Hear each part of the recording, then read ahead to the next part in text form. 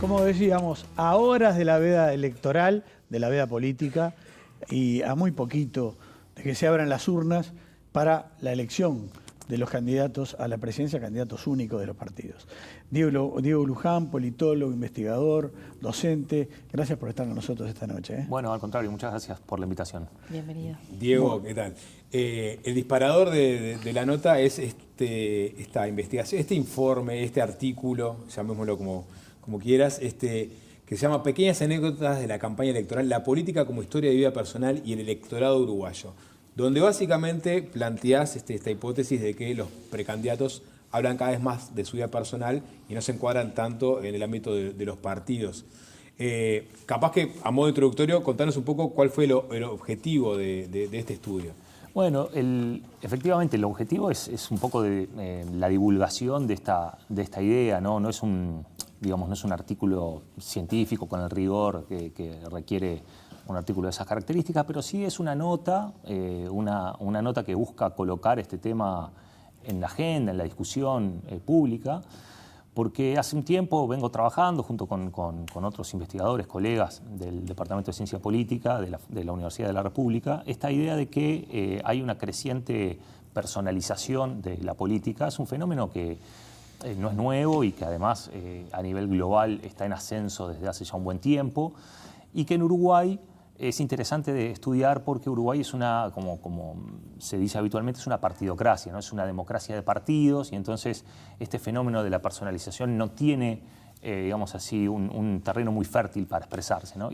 Perdón, Sí. un paréntesis nada más. De todas maneras, la figura del caudillo, sobre todo en el siglo XIX, y del líder en el XX ha sido fuerte, ¿no? Sin duda, sin duda. Esto no quiere decir, precisamente, es buena la aclaración, porque el hecho de que Uruguay sea una democracia de partidos no implica que no hayan existido históricamente figuras muy relevantes, ¿no? Ahora, esas figuras relevantes siempre han estado vinculadas muy estrechamente, de hecho, a identidades partidarias también muy fuertes. Entonces ahí había como un fenómeno de retroalimentación, ¿no? El caudillo, el líder, digamos, llevaba no solamente gente, sino identidad a su partido y se nutría de esa propia identidad, ¿no? En una especie de relación un poco dialéctica. Lo que estamos viendo, o el fenómeno del personalismo propiamente dicho, en Uruguay y fuera del Uruguay, tiene más que ver con líderes sin partidos o con partidos que son meramente vehículos electorales de la ambición personal del líder, ¿no? Entonces, en ese sentido, los caudillos han dado lugar más a líderes que buscan movilizar y persuadir electoralmente a partir de sus características personales, ¿no? Y que no hacen un hincapié o no tienen un énfasis muy fuerte en identidades partidarias, sino que al revés, ¿no? Facilita el populismo eso, ¿no? Bueno, es una de las conexiones con el populismo. El populismo es un fenómeno que, digamos, a nivel académico, o al menos en lo que es personal, es un poco esquivo, ¿no? Porque ha dado lugar a la caracterización, a lo mejor a veces un poco rápida, de fenómenos como populistas que son muy diferentes entre sí, ¿no? Entonces, como que la misma etiqueta... Como medio bastardeado el término. Claro, sí. Sí, es que no hay definición clara tampoco. Exacto. Solo algunas de esas características. Es esta idea que puede ser de izquierda, derecha, de centro. Claro, y sobre todo el populismo, en aquello que hay cierto acuerdo, es que es una forma más que un contenido, ¿no? Es esta idea de vincularse al pueblo de manera directa, ¿no? Apelar al pueblo de manera directa sin intermediaciones de tipo institucional, ¿no? Generando un nosotros y un ellos, esta idea un poco más Diego, pero te corté la pregunta. No, venía desarrollándola igual, tío. Bueno, pero entonces, a ver, en todo este contexto, la idea es mostrar que incluso en Uruguay, donde el terreno no sería tan fértil para este tipo de expresiones, hay, no obstante, hay un aumento de las apelaciones de tipo personales en las campañas con objetivos de movilización electoral. Y yo simplemente allí en esa nota ilustré con algunos ejemplos, ¿no? No me parece que sea muy difícil percibir que los candidatos en su comunicación cada vez más enfatizan sus características personales por sobre cuestiones más ideológicas, programáticas o partidarias, ¿no? De hecho, en su comunicación electoral, en redes sociales, ¿no? Pero también en entrevistas, bueno, hacen mención a la historia, a su historia personal, a su infancia, a su juventud, ¿no? A sus gustos personales, incluso a sus hobbies. Hay políticos cocinando en las redes, hay políticos tocando la guitarra y cantando en las redes sociales, ¿no? Como parte de una construcción de una candidatura y estas cosas que siempre estuvieron presentes en la política, estaban mucho más relegadas a un segundo plano, ¿no? Y ahora están como más en el centro. Y justo pones un detalle que es importantísimo, me parece también para analizar en estos tiempos, son los medios digitales y las redes sociales. Y una vez se pregunta, ¿es las redes sociales y las cuestiones, las bondades que da, por así decirlo, lo que lleva a que los candidatos se muestren de esta forma, o es al revés? ¿Son justamente la necesidad de construir ese candidato más humano y que busca a través de las redes sociales que sea un vehículo? ¿Cómo juegan y cómo impactan en una nueva dimensión de la comunicación?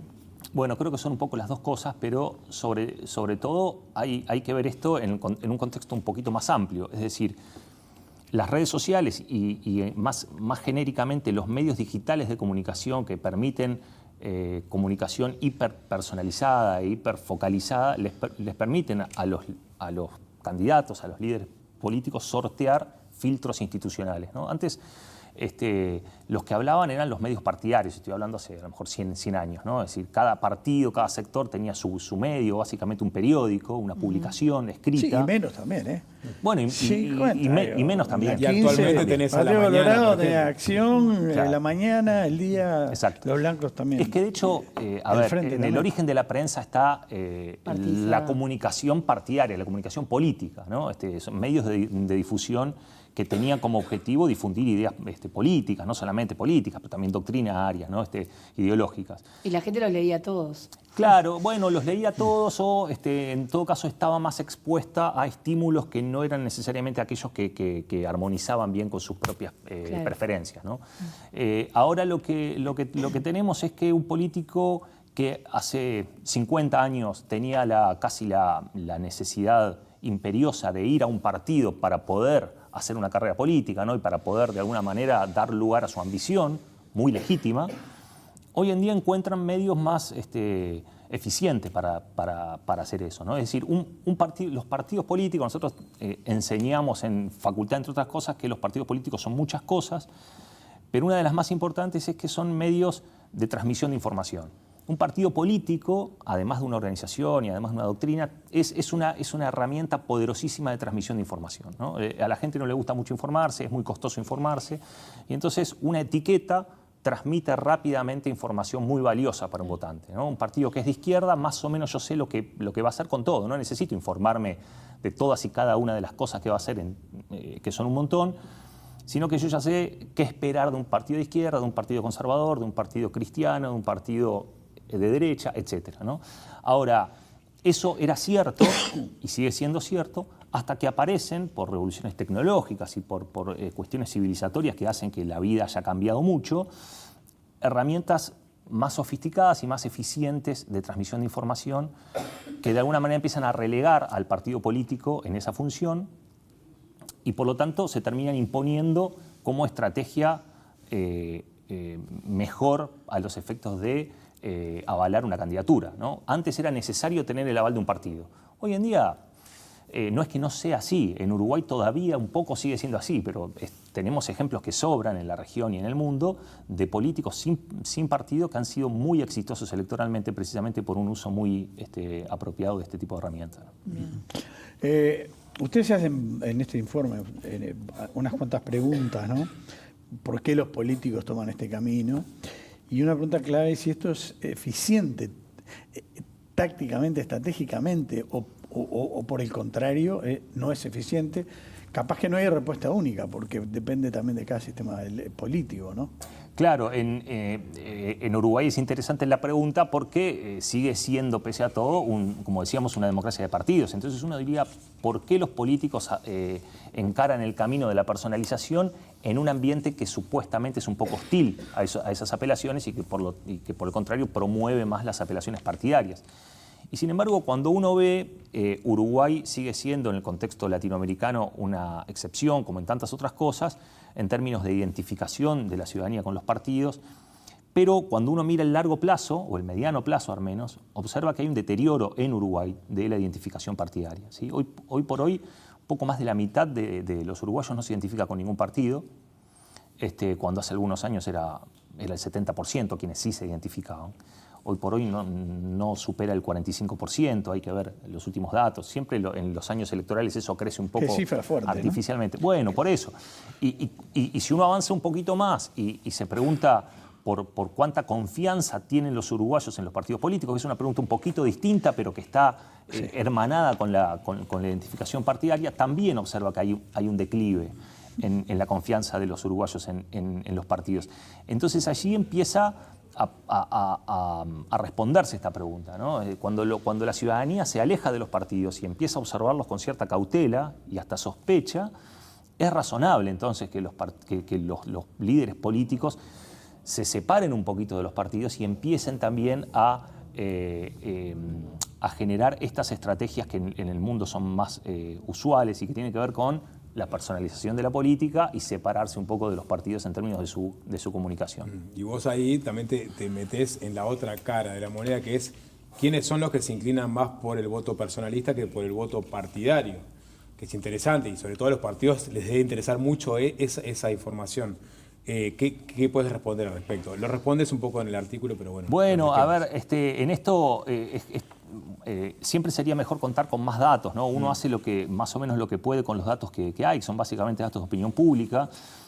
Nosotros tenemos recientemente publicado un trabajo, ahí sí, un artículo científico propiamente dicho, que mira este fenómeno en América Latina, y allí lo que vemos es que hay algunos atributos sociodemográficos de los individuos que los hacen más propensos a votar por partido o por candidatos.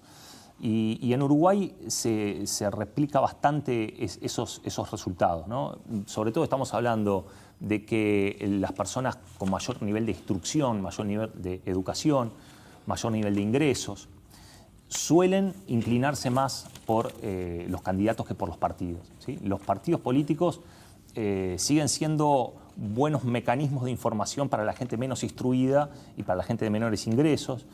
Y en alguna medida también, no en todos los países, en Uruguay no encontramos ese resultado, pero en algunos países la gente que se autoidentifica como de derecha tiende a votar más por candidatos que por partidos. En Uruguay lo que sí vemos es que quienes dicen votar más por partidos que por candidatos son predominantemente de izquierda. Y sobre todo, bueno, en este caso Uruguay, decir izquierda y Frente Amplio es más o menos lo mismo. Hay por lo como tanto, una mayor disciplina partidaria. Sí, los frentistas, los partidarios del Frente Amplio son aquellos que le asignan a la etiqueta, al partido como tal, un mayor peso a la hora de decidir, mientras que los votantes que se inclinan o que se identifican con partidos de la coalición de gobierno, digamos así, en este momento, son quienes le asignan una menor importancia al partido y una mayor importancia al candidato. Y ahí, perdón, ¿es ideológico o emocional? ¿O ambos?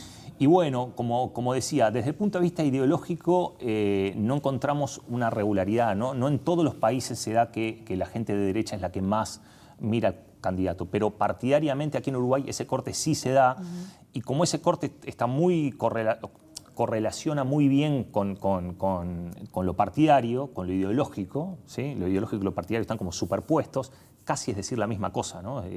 Porque no hay mucha gente de derecha que vota al Frente Amplio y no hay mucha gente de izquierda que vota a los partidos de la coalición. Por lo tanto, ese fenómeno está como agrupado en una única explicación, ¿no? De todos modos, allí en la nota yo tomo datos de la elección del 2019. Esta elección está ocurriendo. Bueno, cuando pase la elección y tengamos datos de opinión pública sobre la base de las decisiones que se han ido tomando, veremos si esto se repite o no, o si la tendencia ¿No corre ha más cambiado. aquello de ganar que una heladera? En principio no, sobre todo para los partidos de la coalición. Como decía, los partidarios del Frente Amplio son quienes son más inelásticos al candidato que el Frente Amplio coloca. Pero aún así es una tendencia que... Porque las encuestas hablan de las eventuales diferencias entre COSE y Orsi, por ejemplo, en cuanto a las posibilidades de enfrentar a la coalición, ¿no? Claro, claro. Bueno, lo que pasa es que son diferencias marginales, pero muy relevantes. Es decir, Claro. desde el punto de vista porcentual son a lo mejor 7, 8% de diferencia, Sí. claro, pero impacta directamente sobre el resultado de la elección. Entonces, a veces lo que estadísticamente no es tan relevante, desde el punto de vista político, hace la diferencia entre ganar o perder, ¿no? Sí, yo te escuché y pensaba un poco qué tan predecibles son nuestros comportamientos, ¿no? Porque todo esto que hablas es como de tendencias o patrones que puede repetir el electorado uruguayo. Pero también pienso en que no hemos tenido, por lo menos en las últimas elecciones, una figura política que por sí sola sea capaz de generar todo esto que puede tal vez generar otra figura como lo puede ser Milei, ¿no? Sí, sí. Capaz que todavía no sucedió, pero el día de mañana puede llegar a pasar. Podría pasar, y de hecho ese es un poco el punto de colocar la discusión sobre el personalismo en un ambiente como el de Uruguay, ¿no? Una de las cosas interesantes que están ocurriendo en esta elección y que para mi gusto, quizás estoy equivocado, pero no encuentro antecedentes históricos en donde los precandidatos o candidatos presidenciales que están actualmente en disputa en los distintos partidos, en ningún caso son ya no líderes del partido, como en algún momento hubo en el Frente Amplio, ¿no? Sino que no son siquiera líderes sectoriales. Claro. Ninguno de los precandidatos más relevantes que tenemos hoy en día y que el domingo vamos a tener que elegir para aquellos que asistan a votar, son líderes de su sector. ¿Sí? Delgado no es el líder de la 404, Laura Raffo parece que es claro que no es la líder del herrerismo, Yamandu Orsi no es el líder del MPP, Carolina Cose no es líder ni de los dos principales sectores que la apoyan, ni el Partido Comunista ni el Partido Socialista, tiene su propio sector, pero es un sector que todavía está como en construcción. Y por lo tanto, efectivamente, uno diría, no hay todavía... Ni que hablar entre los colorados. Sí, claro, también. Colorados. Bueno, Claro. sí, perdón, pasó. omití los colorados. No, claro. no es que lo omita. Sí, sí. digo. Pero Robert Silva es una herencia de Talvi, pero que tampoco es Es Ciudadanos. interesante eso, porque estamos hablando de un recambio, porque capaz que acá en esta elección se van a configurar los nuevos liderazgos. Yo voy a hablar de eso al final, pero sí. no creo. ¿no? Me adelantaba, pero digo... en No, todo me caso- parece bien, porque la entrevista contigo, pero digo, no parece que esta sea una elección en la que pueda surgir un líder, ¿no? Por eso, creo que hay que esperar un poco porque esto también requiere cierto recambio, en cierta forma biológico, ¿no? Yo decía, Orsi no es el líder del MPP porque está Mujica.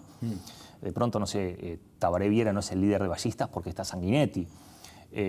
Quizás. Digo, En todos los casos. habría que ver allí Sí, qué es, sí, lo que pasa, pero para eso necesitamos que pase tiempo, ¿no? Y que las cosas se vayan desenvolviendo. Para una que me quedo colgada, porque creo que en el artículo haces mención de ese núcleo duro clave de personas que terminan definiendo una elección, que son los apartidarios o que no tienen un partido fijado. Ellos miran, ¿qué miran más?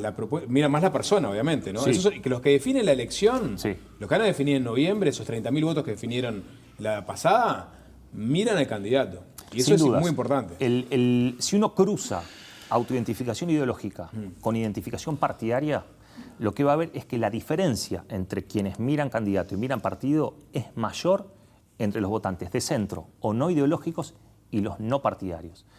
Esa porción, ese cruce, que no es tanta gente, pero así todo es decisiva, es la que mira más que proporcionalmente a los candidatos respecto de los partidos. Así que la relevancia de los candidatos sigue siendo clarísima y sobre todo para establecer esa diferencia crucial, sobre todo de cara a octubre y noviembre, ¿no? Diego, estábamos hablando al principio del programa, lo hemos hablado contigo fuera de cámara también, la importancia, o sea, de lo que pueda ocurrir el domingo en cuanto a la cantidad de gente, porque los votantes de las internas no obligatorias la mayoría son los mayores, valga la redundancia, de 60 años.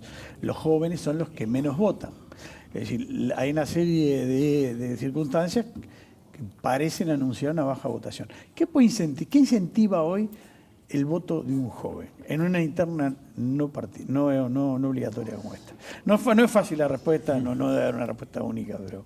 Es difícil porque los jóvenes, los más jóvenes, no solamente no están interesados en la elección, sino que a grandes rasgos no están interesados en la política, ¿no? Es decir, no les interesa la política, por distintos motivos, ¿no? Ahora, a los efectos de incentivar la participación, uno diría, bueno, lo primero que debería haber son candidatos, digamos así, que tengan no sé, sex appeal, ¿no? Es decir, que lleguen a la gente, que les hablen a los jóvenes, sobre todo de las cosas que les importan a los jóvenes, de la forma que les importa a los jóvenes, o a la gente un poco más joven, porque de pronto gente de 40, 50 años no es joven, pero digamos, tiene menos de 60. En Uruguay, en la política de la juventud es algo muy relativo. Es algo que se extiende por muchos años. Muchos años. Pero a ver, otra cosa importante, no solamente para los jóvenes, sino en general, que incentivaría la participación, pero que en este caso no lo tenemos, aparentemente, es que las competencias sean reñidas, ¿no? Bueno, en el frente hay ahí un espacio para la duda. Yo diría, podríamos ordenar las 3 internas más relevantes por orden de incertidumbre, ¿no? La que menor incertidumbre presenta, me parece que claramente es la del Partido Nacional. Entonces allí, si uno se pone a pensar en un votante que en principio se siente más atraído por el Partido Nacional, pero observa que Delgado le puede llegar a sacar, no sé, 30 o 40% de ventaja a Raffo. El incentivo para ir a votar, estoy hablando del votante, como se llama el votante de opinión, el votante de estructura que es movilizado por las distintas estructuras territoriales en donde se ponen en juego liderazgos locales, ¿no? Y demás. Bueno, eso es otra cosa, pues esa gente va a ir. Ahora, la gente que iría por una vocación de ir a apoyar al candidato o a la candidata que le importe, se ve fuertemente desincentivada en una interna de ese tipo. En un escalón menor está la interna del Frente Amplio, que es competitiva, pero, si uno le hace caso a las encuestas, las posiciones no parecen estar muy en disputa. Podría pasar. A mí me sorprendería que gane Cose. O tendría que haber una muy baja votación. Claro, pueden pasar cosas, ¿no? Que a uno después lo sorprenden y diga, mirá, no la veíamos venir, o las encuestas no la veían venir, y pasó. No digo que no pueda pasar. Me parece que en el caso del Partido Nacional eso no podría pasar. En el caso del Frente Amplio podría pasar, sería sorpresivo, pero me parece que allí lo más relevante, o la incertidumbre, es la distancia que Orsi le sacaría a Cosa, a ver si es mucha o es poca. Me parece que va por ahí. Y en un tercer escalón, la interna del Partido Colorado me parece que es la que sí ofrece un nivel de incertidumbre mayor, porque no solamente ofrece una incertidumbre respecto de las posiciones, sino de las distancias, sino de las posiciones, ¿no? Pese a que Ojeda es como favorito, los tamaños de las muestras del Partido Colorado, ya se ha hablado mucho de esto, son muy pequeños y por lo tanto allí es difícil de decir algo. Pero entonces, si las 3 internas fuesen más competitivas, eso acarrearía más gente. Lo que pasa es que como no lo son, es probable que este incentivo esté ausente y por lo tanto quienes terminen concurriendo a votar sean los sectores que son movilizados por las estructuras partidarias. Sobre todo en el Partido Nacional. Y además el Partido Nacional es la interna donde habitualmente vota más gente, ¿no? Comparativamente. Entonces, si uno pone todas estas cosas en un mismo diagrama, diría, es difícil pensar, puede pasar obviamente, pero es difícil pensar en que se vaya a repetir el nivel de votación de las internas anteriores, ¿no? Yo al menos me cuesta creer. ¿Crees que va a ser por debajo del 40%? Me da la impresión, que sí. Pero obviamente esto no es un pronóstico, es simplemente un razonamiento. Puede estar equivocado, desde luego. Cruzando esto que decís con el artículo, ¿no? Que hablaste de Andrés Ojeda, que claramente, en este caso, sí utilizó o se apalancó en el Partido Colorado para proyectar su candidatura, pero podría cumplir los requisitos de ese candidato más personalista, ¿no? Por más que ha tratado, justamente lo que ha tratado a lo largo de la campaña Ojeda es mostrarse colorado, ¿no? Entra dentro de estas categorías que vos mencionabas al principio, de gente que se aleja de los partidos para mostrar más su faceta personal, ¿y eso puede llegar a ser eficiente electoralmente? Parcialmente, para mí, porque es cierto que Ojeda tiene todos los atributos de un candidato o de un político personalista, ¿no? Uno lo ve en su comunicación, ha hecho poco hincapié en propuestas programáticas. Él mismo lo ha dicho, incluso creo que su programa ni siquiera es un programa. Él ha dicho, nosotros imprimimos esto, que es como un periódico de 2 o 3 páginas, porque nos parece que nadie lee los programas, pero a su vez en su comunicación enfatiza mucho la renovación, la cuestión generacional, que son atributos de él, ¿no? No es algo partidario. También es cierto que, claro, en las internas alguna señal partidaria tenés que dar, porque finalmente tenés que llevar a votar a la gente dentro de un partido. Pero una de las cosas que nosotros hemos visto en las investigaciones que hemos hecho sobre este asunto del personalismo es que la existencia de primarias es un buen predictor de cuán personalista es un sistema. Y como esta es la sexta oportunidad en la cual se van a llevar adelante elecciones primarias en Uruguay desde la reforma del 96, uno podría, es una especulación, decir que la incorporación de primarias en el ciclo electoral ha sido un impulsor del personalismo en Uruguay. Es decir, que estos cambios de los que estuvimos hablando hace un rato parcialmente podrían estar impulsados por la existencia de primarias, porque por definición la primaria deja fijo el partido y coloca la diferenciación en el terreno personal, porque uno dice, yo soy de este partido y yo soy del mismo partido. Entonces, ¿qué nos diferencia? Y nos diferencia que yo soy yo y vos sos vos.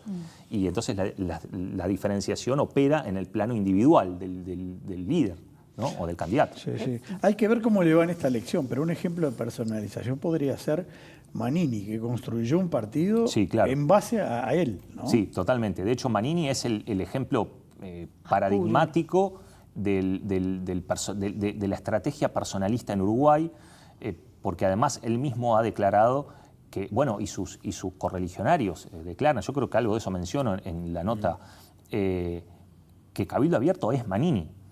Y cuando se consulta a algunos integrantes del partido por qué no hay competencia interna dentro de Cabildo Abierto, a nivel de precandidatura presidencial, se contesta que no hay espacio para eso porque pero Cabildo es Manini. refleja las encuestas. Cuando hablan de Cabildo tiene menos votos que cuando habla de Manini. Absolutamente. ¿Hacer una pregunta? Sí, pensaba en el caso de Andrés Ojeda, específicamente, cuán determinante va a ser en el caso de que sea ganador de las internas coloradas, su actitud frente a la elección de la fórmula, porque ahí él va a dar señales de unidad partidaria, ¿no? de disciplina partidaria de alguna manera. ¿Qué tan importante es esas horas después, esas estrategias para que él cómo se pare con sus correligionarios? Bueno, honestamente no tengo idea de lo que va a pasar, pero me parece súper interesante observar eso, porque tengo la impresión de que va a ser, en el caso de que Ojeda resulte electo candidato único del Partido Colorado, va a ser la primera decisión fuerte que va a tener que tomar. Y me parece que la balanza allí se va a inclinar para el lado partidario o no. Y tengo la idea de que no se va a inclinar para el lado partidario. ¿En qué sentido? En el sentido de que me da la impresión, y esto es una especulación absoluta, no tengo ningún fundamento más que el razonamiento, que Ojeda no va a privilegiar los acuerdos partidarios a la hora de elegir, en el caso de resultar electo candidato único, a su compañero o compañera de fórmula. Todo esto depende de muchas cosas, entre otras de cuál sea la distancia hipotética de un eventual triunfo de Ojeda en la interna colorada, ¿no? Porque si Ojeda gana por un margen importante, entonces va a tener las manos más libres para poder elegir. Esto ha pasado ya en el Partido Colorado, no es novedad. Talvi eligió a Robert Silva, que era de su propio sector. Pedro Bordaberry también. A Hugo de León. Por eso digo, no sería nuevo y me da la impresión de que un eventual triunfo holgado de Ojeda va a ratificar la vía personalista y no la vía ¿Pero no necesita de las estructuras y sobre todo en un partido colorado? Allí se abre no un problema, se abre un dilema. Y un nuevo partido. ¿No? A ver, es lo siguiente. ¿Cuánto necesita Ojeda al partido y cuánto el partido necesita Ojeda en el caso de que Ojeda gane? Y allí va a haber una pulseada de... imaginémonos los cuadros medios del Partido Colorado ante una eventual, hipotética, victoria holgada de Ojeda. Ellos van a necesitar más a Ojeda de lo que Ojeda los va a necesitar a ellos, porque los votos son de Ojeda, eventualmente, ¿no? Entonces me da la impresión, otra vez, voy a mirar con mucha atención cómo se resuelve ese dilema, pero claramente hay un dilema allí. Te invitaremos después. Con mucho gusto. Muy bien, Diego Luján, politólogo, docente, investigador, muchísimas gracias por haber estado Un placer. esta noche con nosotros.